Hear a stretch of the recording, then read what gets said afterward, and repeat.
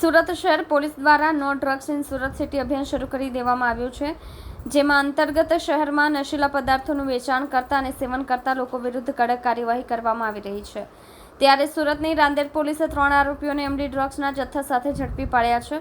આ અંગે પોલીસ પાસેથી મળતી વિગત મુજબ રાંદેરના જિલ્લાની બીજ નજીકથી બાતમીના આધારે 34 ગ્રામ એમડી ડ્રગ્સના જથ્થા સાથે આરોપીઓ ઝડપાયા છે. પોલીસે સુલેમાન ઉર્ફે એસકે ફારૂક મોહમ્મદ જાવેદ ઉર્ફે ગુડ્ડુ મોહમ્મદ જુવેર અને એઝાબ અયુબ શેખની ધરપકડ કરી છે. પકડાયેલા આરોપીઓ છૂટકમાં એમડી ડ્રગ્સનું વેચાણ કરતા હતા.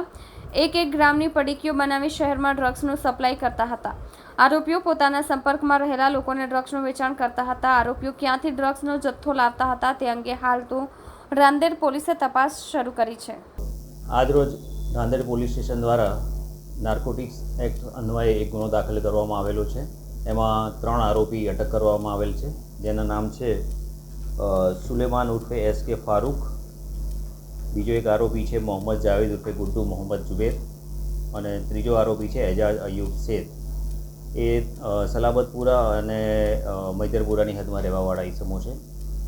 રાંદેર પોલીસ સ્ટેશનને માહિતી મળેલી હતી કે આ લોકો નાનો છૂટક જથ્થો લાવી અને માણસોને વેચે છે. એ આધારે એમણે જિલ્લાની બ્રિજ પાસે ધર્મોરા સર્કલ છે ત્યાં આગળ ચેક કરતાં આ 3 ઈસમો મળી આવેલા અને એમને ચેક કરતાં એમની પાસેથી ખિસ્સામાંથી આ 34 ગ્રામ જેટલો મેફેડ્રોન ડ્રગ્સનો જથ્થો મળી આવેલ તથા 2 મોપેડ વાહન ગુનાના કામે અને 60,000 રૂપિયાની આસપાસ રોકડ રકમ એટલું ગુનાના કામે સીઝ કરવામાં આવેલો છે અને ગુનો દાખલ કરવામાં આવેલો છે. આ બાબતે એ લોકો મૂળ જથ્થો ક્યાંથી લાવ્યા હતા એ અંગેની તપાસની કાર્યવાહી ચાલુમાં છે.